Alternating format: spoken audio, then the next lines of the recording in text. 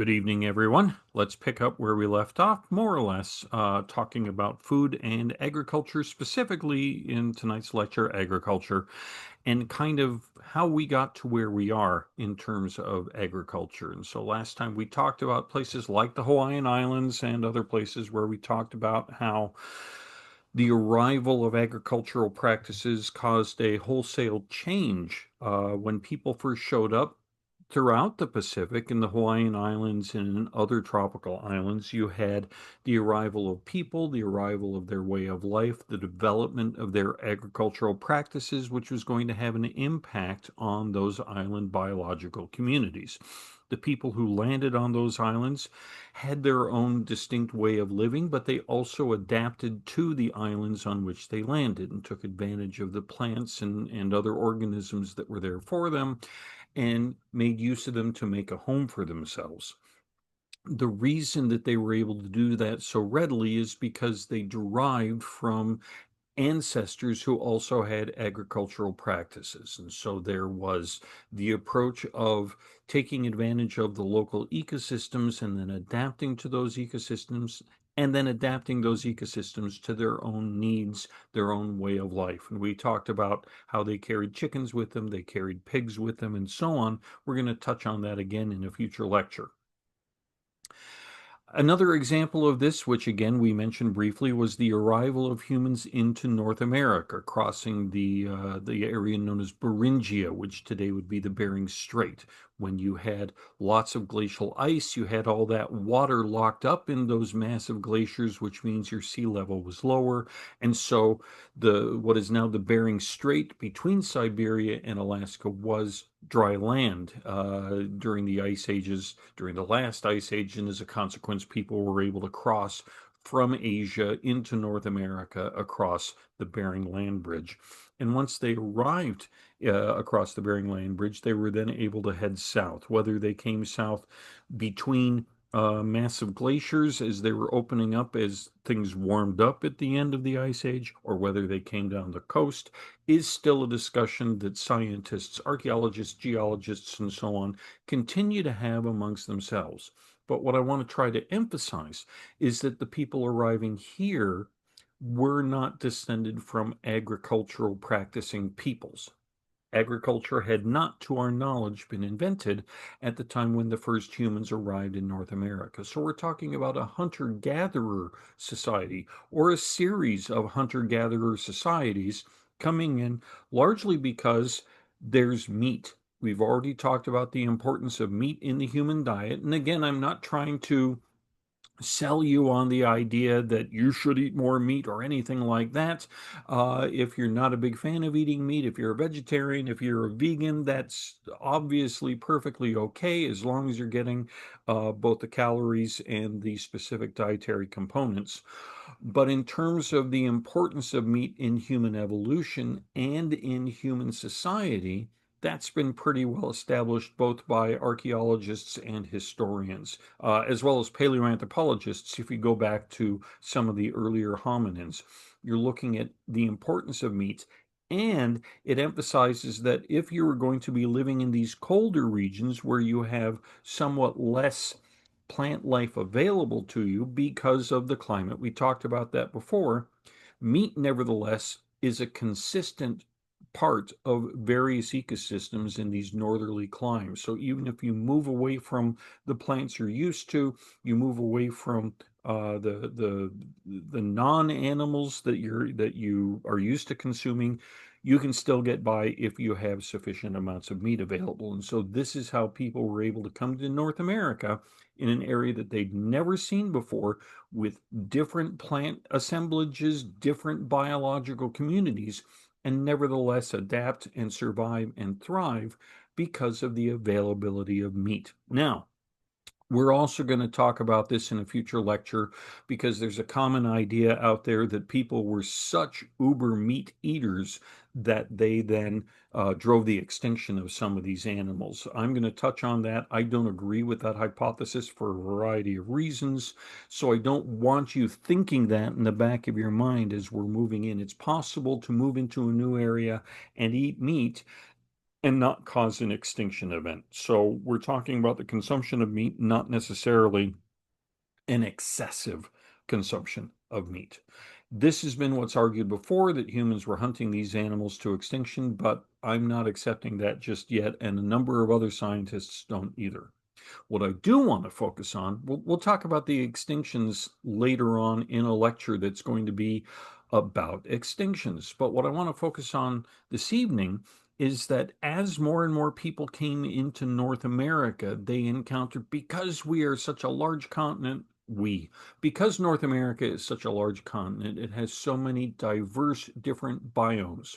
If you think back to our biome lecture, think about the ones that we talked about here, where it's the chaparral or the coniferous forest, the oak forest, the desert. And that's just, as I mentioned, that is just here in Southern California around where we live.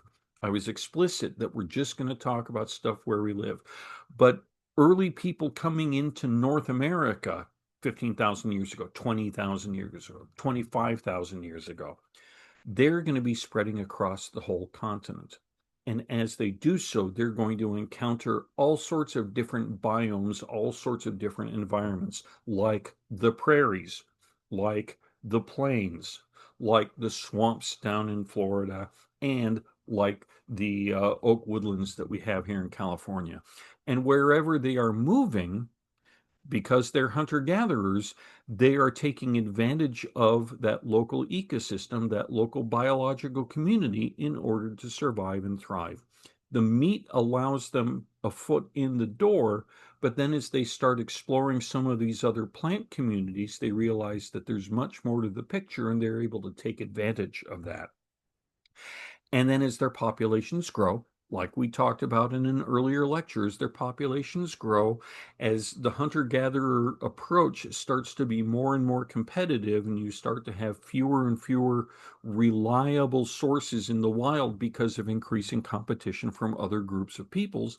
Eventually, you start having the development of agricultural practices. And we talked about this, but what I want to emphasize here is that those agricultural practices are still working within the confines of the environment in which these peoples found themselves. They started developing and harvesting and domesticating the plants and, in some cases, animals that they were exposed to in the area that they inhabited on this continent. And then their population size continues to grow, because that's what agriculture is going to enable. We talked about that in a previous lecture, how agriculture can hurt people in terms of their individual health because of their proximity to each other, because of the prevalence of disease, because of sanitation, and so forth. But they're still working within the environment in which they're living, and it's successful. They're able to expand, they're able to grow. But just as an example, in California, that's what I'm showing you there. Pretend that's California. You're seeing it throughout North America. Populations expanding, populations growing, people spreading to the point where you have any number of different native groups across the continent. And this is just highlighting the United States. Don't take from this that Mexico and Canada were all monoliths, but this is strictly from the United States, showing the various areas, the Great Basin, the plains, the Southwest, the Northeast, so on, where you had different groups of indigenous people. In each case, they are exploring their own local environments, their own local foodstuffs, and as their population grows, as agriculture becomes a response to that population growth and to that population density, you start seeing these patterns forming. And then as that expansion continues, you start seeing the development of trade. And probably trade was taking place fairly early on. Different groups of people moving around, encountering other groups of people and sharing with them the things that they were doing, the things that they had found. I'm not trying to argue that this is all everybody getting along happily, la la, we're in perfect harmony with nature and we're in perfect harmony with our neighbors. Absolutely, that was not the case. As we discussed in our population growth lecture and our human the development of agriculture, development of civilization, and so on, Going back to our hominin ancestors, because of our focus on meat and our increasing intake of meat, we're going to continue as a species to be somewhat out of balance with the rest of nature. That is normal. That is normal in the natural world because it would be the same as horses moving onto a different continent, or cattle, bison moving onto a different continent, camels moving onto a different continent. They're going to impact the local communities in the area in which they live. Humans are the same way, but because we started out as a plant-eating species and started becoming a more meat-eating species, it's a somewhat outsized impact. So we are going to impact ecosystems. And as humans, different human societies come into contact with one another, there is going to be conflict. It's almost inevitable. So please don't think I'm arguing that everything was perfectly peaceful and wonderful and gorgeous during this period of time. Nevertheless, it does show that people, as they were expanding, were taking advantage of their local areas. And then when they traded, it was because they had things from their local areas to trade with other people for the things that those people had in their areas. And so you had the expansion of these networks across the continent. In some areas, as we've discussed, you had such high concentrations of people with both an increasing population size and an increasing population density that you had the development of these communities, right? Massive communities with massive infrastructure, with irrigation, with roads, with buildings, with temples, and so forth. But I would argue that you're still seeing within these, where people are building these communities, they're building them within the constraints of the environment that they have. For example, here you have the development of what are known as chamampas, which are floating platforms for taking advantage of human constructions, but mimicking what's happening on the shore on either side. You're expanding the land area artificially and developing plants and growing plants in this manner. If you move up in South America, you move up into the Andes and you move up into the region, this is Machu Picchu, and you have these steep vertical dwellings. You level out those steep vertical dwellings artificially in order to grow plants in those areas. Again, the people understand that you have these otherwise inhospitable areas that would seem to preclude agriculture, and through creativity and adaptation, you make agriculture possible simply by applying the technology that you have at hand. But you're still working in the constraints of that environment. And this has actually been documented. This is a paper that came out in early 2021 in the Proceedings of the National Academy of Sciences that says kind of what we talked about earlier near the beginning of the semester, but it's also pertinent here, where when I talk about people moving into an area and colonizing it and taking it over, I don't want you thinking that it's just something that's happened relatively recently, that it's just something European descendants have done. It goes back 12,000 years. People have been shaping terrestrial nature for about 12,000 years.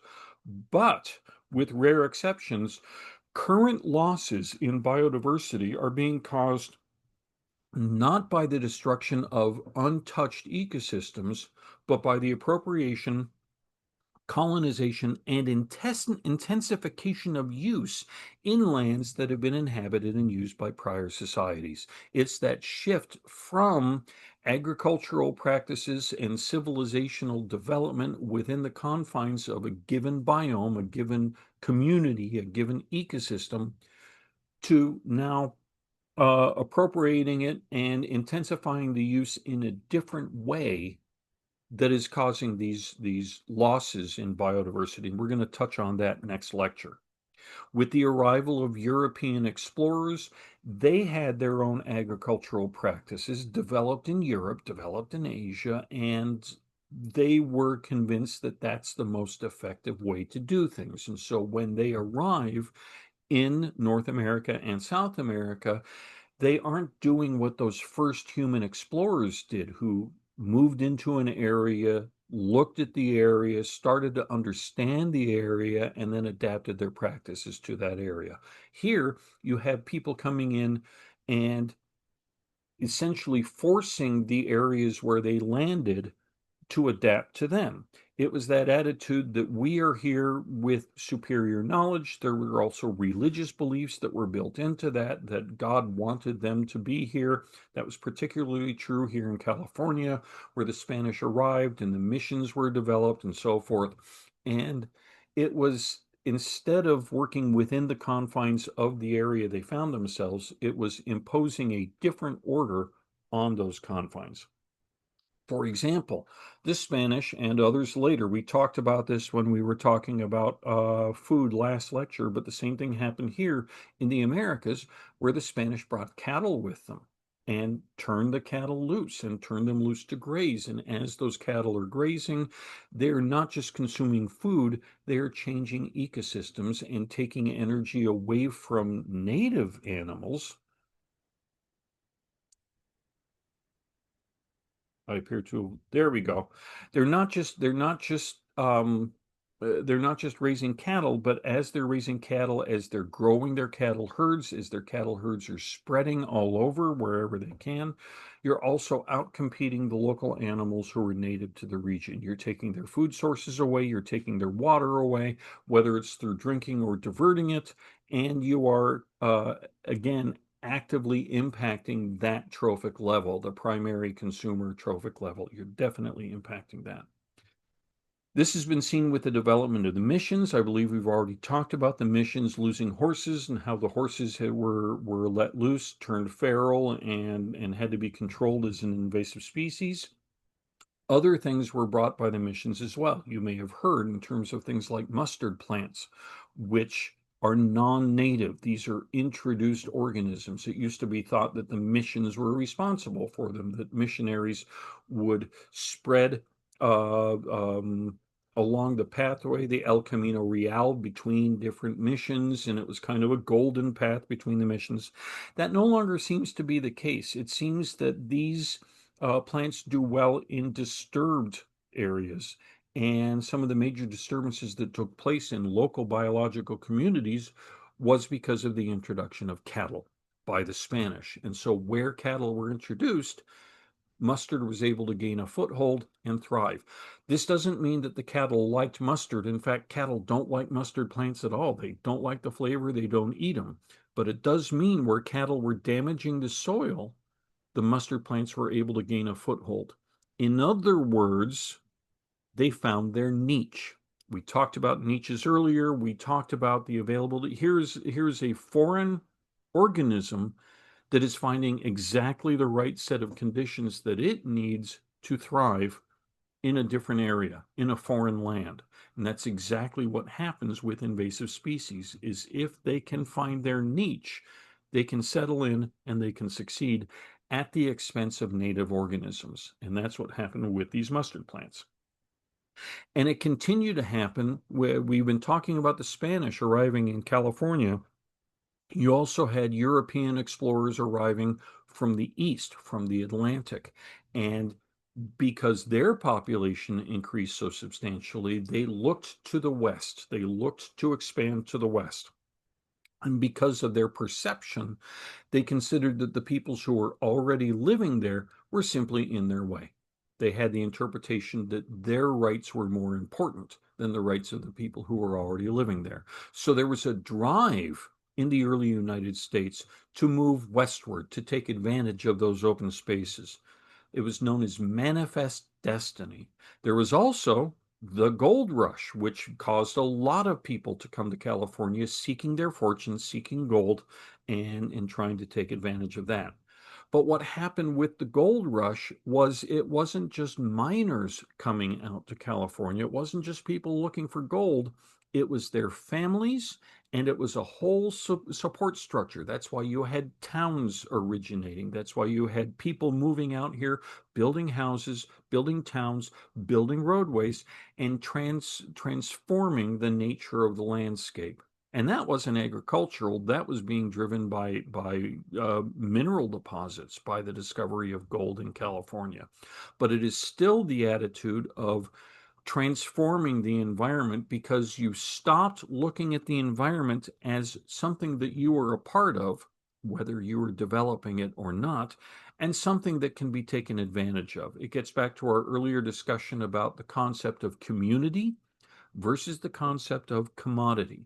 And as you had manifest destiny pushing people to move westward and in turn push indigenous people out of their way or restrict their distribution, and as you had people moving into California for the gold rush, that's when you have this perception that the land needs to be dominated, it needs to be changed, it needs to be used for extraction rather than being a part of a broader community. This movement also caused extinctions. If you've looked at the California flag, it's got a grizzly bear on it. For those of you who are UCLA fans, you can see that their mascot is a grizzly bear. This is also my way. I graduated from UCLA, so it's nice to be able to get our campus mascot here in this presentation. So that was fun. But we don't have grizzly bears here anymore. They they were exterminated by the not by the early humans coming into our area, the first explorers arriving in California, but by the arrival of Europeans who saw bears as a threat to their livestock, as a threat to their health, as a threat to their way of life. The same thing is true of wolves. Wolves were largely extirpated from California for the same reason. They were seen as even though they were well known in the area. You look at the La Brea tar pits, the wolves are the most common animal that they have there. But once agricultural practices as conducted by Europeans arrived in California, things like wolves were seen as a threat. They were seen as a pest, and so they were extirpated from the region. So you would really, in order to see them, you'd have to see them like this. This is not in the wild. This is actually at the Living Desert Zoo down in Palm Desert where you can go see them. This is up in the Alpine Zoo up in Big Bear where you can see them. And so for a long time, zoos were about the only place that you could see wolves. However, they are increasingly finding their way back into California.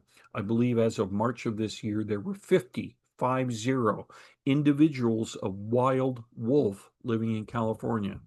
So they are able to survive in the state, assuming they aren't shot or otherwise eliminated. When there's only 50 of them, they don't pose that big a threat to livestock. So hopefully they continue to survive and thrive because they are a part of the biological communities that were so successful here in California long before people arrived.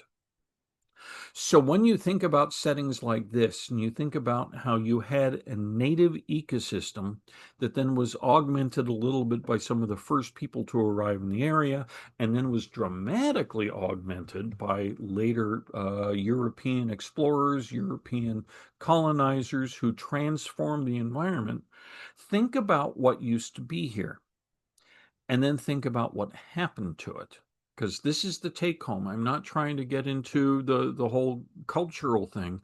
We're looking at this as an ecological impact. And so if you are going to replace the local organisms, the local plants and the local animals, and supplement them with your own plants, domesticated animals, it's an idea that we're maybe kind of used to, but what also happens is that the original animals don't go away. The wolves returning to California are an example of that. They're still there. Grizzly bears are still there. They just aren't in California, but they still are in existence. More locally, you have other organisms that have been here all along, and in many cases, they're still here. But we don't think about them as native organisms anymore. Now, what we think of them as is pests that need to be controlled because they are impacting our commodity driven way of doing things. And so, this brings us to the concept of pests. And pests like these, and probably for those of you who grow your own plants or maybe sometimes purchase from organic farms, you're used to seeing some of these plants simply crawling with bugs. In many cases, those bugs have been here all along before people ever showed up. And now they've been presented with a new source of food, and they're doing what they evolved to do, is taking advantage of that food source and consuming it. And so these would be by us considered to be pests. If they had brains that were capable of thinking like ours, they would interpret us to be the pests, but they would also thank us for all the yummy food that we were providing for them. And so you've probably again seen this sort of thing, insect damage to plants that we consider to be crops, that we consider to be commodities. And this damage is considered detrimental to those plants. For those of you who go shopping, you go to your local market, you go to Ralph's, you go to Vaughn's, you go to Stater Brothers, and maybe you go to the produce section. Imagine that the salad looked like this. Imagine that the lettuce or the cabbage or what have you looked like this, and think about whether you would buy it or whether you would complain to the management and say, "What is this? This is crap." That's exactly how we have been raised to think. And actually, I shouldn't say that. That's certainly how I was raised to think. I can't speak for you. But generally speaking, when I go to the market, I don't see anything like this because it's been eliminated, it's been weeded out, both at the store and long before it ever gets to the store, out in the field, where pests that cause this kind of damage are being controlled through a variety of mechanisms. And one of those mechanisms would be pesticides. And we apply pesticides all the time. Um, I'm not going to get into all the details of pesticides, but basically it's a way of eliminating some kinds of organisms at the expense of other kinds of organisms, keeping plants clean of bugs so that we can consume them. Over 6.5 billion pounds of pesticides are used worldwide every year. 1 billion pounds just in the United States. That's a lot of pesticides. Now, the two most common pesticides, and I will probably test you on this, so remember them, but they're very easy. And I'm going to pause for a minute and ask you to think about, what do you think the most common pesticides are? I may surprise you. Some of you are probably thinking, I'll bet it's Roundup, or I'll bet it's Raid, or something like that. But you're thinking too precisely. I'm thinking in more general terms. And the two that we use the most would be chlorine. Next time you're swimming, realize that if it's a chlorinated pool, that's a pesticide. It's to keep all the bugs and the other ugly stuff from inhabiting that pool. So you don't have algae growing, you don't have other invasive pests growing in that pool. You're keeping the water clean so that you can take advantage of it and not get all scummy. The other one is bleach. These are the two big ones. Chlorine and bleach are the two big pesticides that make up, I want to say, over 60% of pesticide use in the United States. Now, what do we use pesticides for? I just gave you a couple of examples, and I want to emphasize those. Crop protection is a big one. Spraying crops, and you can, if you drive into California's Central Valley, you can even sometimes see this today. This is not my picture, but I have seen this sort of thing. Literally, people out there with small planes, biplanes, things of that nature, spraying crops to get rid of the bugs so that the crops themselves can grow and thrive and not get eaten, so then they can be harvested and sent to the market so that when you go shopping at the market, you have beautiful, clean produce. You don't need to worry about insect bites or insects competing with you for that food. It's estimated for every $1 spent in pesticide application, you save $3 to $5 in produce protected from pests and available for sale. It's been estimated by a group known as CropLife America that if we were to eliminate pesticides, it would result in about a $21 billion loss per year in the production of plant food and plant fiber. And so I want you to remember that. Number one, I will probably test you on it. But number two, I don't want you coming away from this discussion, this lecture, thinking that pesticides are bad. There are other ways of doing things. That's absolutely true. But pesticides have their own challenges. There are things that happen with pesticide use that you have to take into account and that you have to be aware of, in general and also for the exam. But within certain constraints and being aware of the repercussions, being aware of the side effects, nevertheless, pesticide use is something that can be used to some benefit. Pesticides have also been used for disease control, and we have already talked about this with the advent of DDT being used to control mosquitoes that were carrying malaria. That was the whole point of the book Silent Spring, is that use of pesticides to prevent disease comes with its own set of consequences. And again, the whole point of DDT, and you see now we're talking about DDT again, so if it comes up on the exam again, it's fair game because we're now talking about it in a different lecture. But my point here is the whole concept behind DDT is it was supposed to be a pesticide that didn't have those nasty side effects. It got rid of the pests.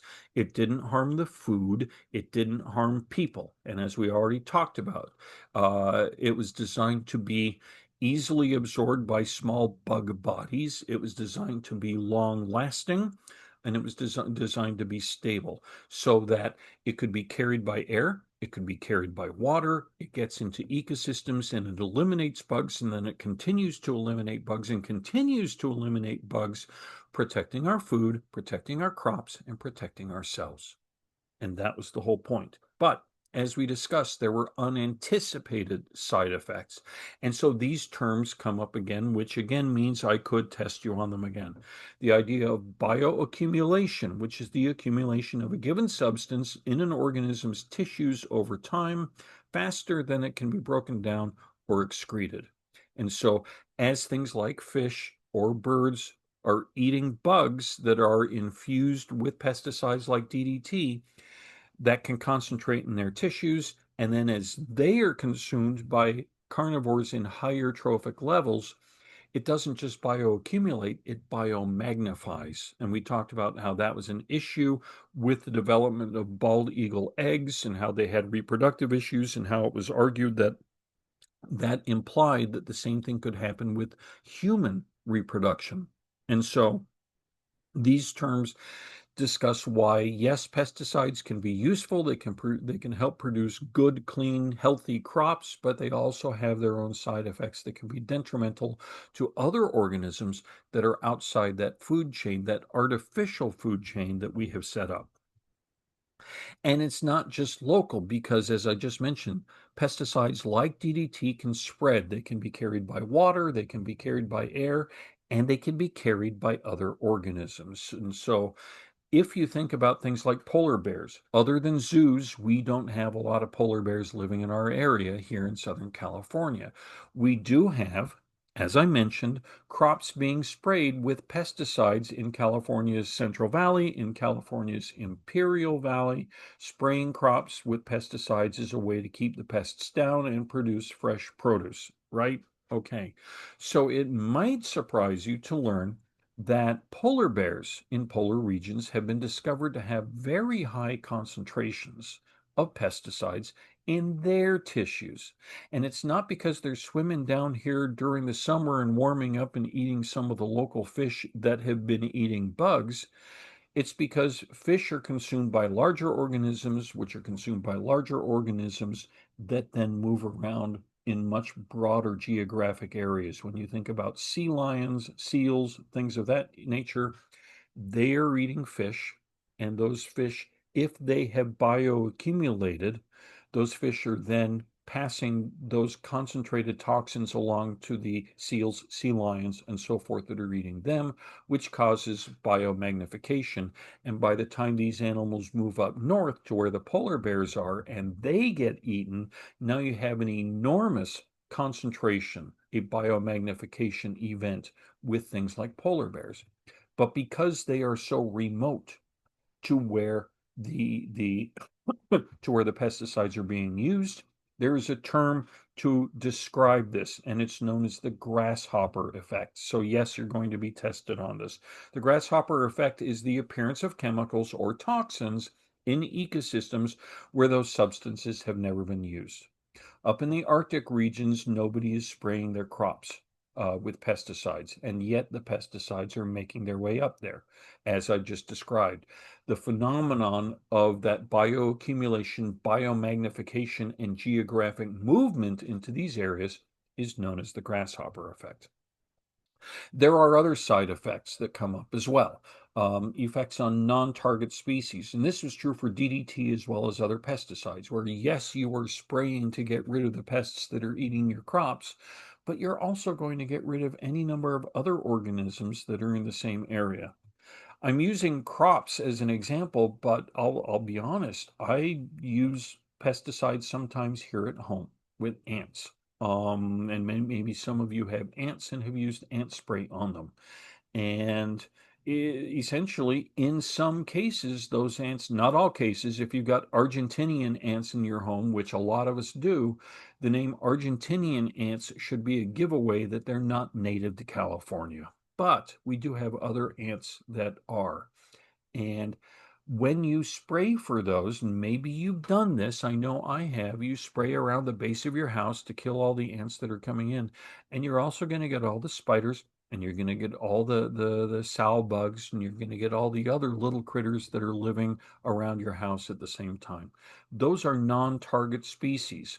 And because of the way we apply pesticides, including whether it's for crops out of a plane or whether it's me spraying in the yard, as much as 90% to 95% of pesticides don't hit the target species. Think about just with me in a can of ant spray or roach spray, think about how much spray is going everywhere versus the size of those ants, even if there's a bunch of ants. The majority of that spray is either ending up in the air or going around the ants or going somewhere else. Up to 90% to 95% is never reaching the target because of overspraying, because of spray being carried away. And in some cases, with those planes flying over croplands, it's inefficient spraying. They do that because it's the most cost-effective way to do it, not because it's the most efficient or best way to do it. And because the pesticides are engineered to get into the tiny little ecosystems and be long lasting, those non-target species are impacted just as badly as the target species. There's also a challenge with pesticide resistance. This has been long known, where if you have a pesticide, let's say, that is going to kill 99% of a given bug, a given pest, that means 1% of it, for whatever reason, is probably going to survive. Let's say it's a little bit more resistant, and so it lives a little longer and it reproduces one more time, and it passes that resistance along to the next generation. And then as that generation grows and reaches adulthood and starts reproducing, it is spreading that more resistant genome into a newer population that is now a higher percentage is going to be resistant to that pesticide. And then the next generation even more so, and the next generation even more so. So within just a few generations, you have a group of organisms who have appeared who are now highly resistant to that pesticide. And this is one of the things that was thought, it was proposed that might have happened with DDT. Had it not been banned, had it continued to be used, what likely would have happened is the mosquitoes that were being eliminated, it wasn't every single mosquito, it was just 90%, 95%, which means the remainder are resistant, and they are going to pass that resistance along to their offspring. And so it was estimated that within just a short time, maybe 5, 6, 7 years, you would have areas that had pesticide resistant mosquitoes, still spreading malaria, but now the pesticides aren't impacting them as badly, which means you need a stronger pesticide. And so you start developing a stronger pesticide, and the same thing happens. 98% of them are eliminated by your new super pesticide, but the small percentage that survives, because it's a little more resistant, passes that resistance along to subsequent generations. And within another few years, you now have all of your mosquitoes are once again resistant to your super pesticide. So you have to keep developing a new one. And now you have the ultra pesticide. And you have the same thing happening over and over and over in a process that's known as the pesticide treadmill. And it's a difficult thing to break because there's another term for pesticide resistance. And I'm hoping you've caught on because we've talked about this before. And I may ask you this very question on an exam. Another term for pesticide resistance would be, and the answer I'm looking for is evolution. It's exactly what we've been talking about in terms of how evolution works, where you have one small subset of the species that is differentiated for whatever reason, and then it goes along to pass those more resistant characteristics along to subsequent offspring. So what is separating the population from the parent species in this case is the death of the parent species and the population being isolated because it is somewhat more resistant. And if it remains that way, it becomes its own new species, usually recognized in hindsight. That is, so pesticide resistance is just an example of how evolution works. There's also the creation of new pests, where if you eliminate one pest, you open up that niche for other organisms. The resources that were being consumed by the pest organism are now not being consumed. And so they're made available for other organisms. For example, I don't know how many of you like spiders. My wife and I are fine with them. We have spiders living in our home, and we don't think twice about them. They keep to themselves. It's not like we're surrounded by hordes and hordes of angry spiders, but occasionally we find one in the bathroom. Occasionally there's one in the bedroom, and they just do their thing. They spin their little webs and they catch other organisms, things like flies, right? So if we eliminate those spiders because we don't like them, now nothing is preying on those flies and they're able to reproduce, and suddenly we have a whole new pest. My wife and I are fine with spiders. We are not fine with flies. We don't like flies in our home. We don't like flies in our food or in our drink. So let the spiders live and thrive. We're perfectly happy for them to keep hanging out in our home, doing the things they do, which is also why we don't like to use pesticides, because that gets back to the non-target species. If I am spraying for one kind of bug, like an ant or a cockroach, I'm very likely to also kill spiders. And because they are providing a benefit for us, I don't want to do that. So again, it's one of the issues with pesticide use, not only the elimination of non-target species, but also the creation of new pests. Now, in terms of what we're doing, in terms of how we apply this stuff, it continues to be the common way because of what you expect to find when you are in the market. But as you can see something here where in the upper left is clearly cultivated fields that are probably having pesticides applied versus in the lower right half, that is the native ecosystem. And so you can see the dramatic difference in what people are doing versus the original environment. And what people are doing is going to need constant maintenance. That environment you see in the lower right would eventually take over the rest of the area. It would move in because it's the native material, and the artificial construct of the people in the upper left is going to require continued maintenance, continuing mowing, continued irrigation, continued pesticide application, and so forth. Okay. And this is really the take home for tonight's lecture. I want you to remember when you think of pests, think in many cases of how they are not pests. They are the original organisms that were here. We're the ones who are supplanting them.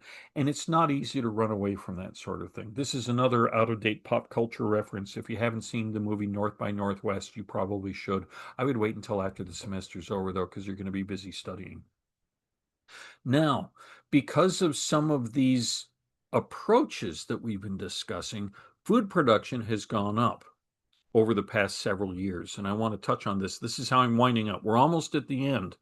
But by applying pesticides, by using irrigation, by using fertilizer, by exploring marginal croplands, increasingly doing a lot of that today, by breeding for high yield crop varieties, by genetically modifying crops to be more drought resistant and more pest resistant, and with government funding, you have, there is the potential to increase food production. We talked earlier, last lecture, about how there's enough food on the planet to feed everyone. This is why. This is why there is enough food on the planet to eat, to feed everyone. It's not just the availability of the resources, it's how we maintain them. And these are the ways that we maintain them. But all of these have limits. There's only so much pesticide you can apply before it's no longer doing anything. You're just spraying pesticides meaninglessly.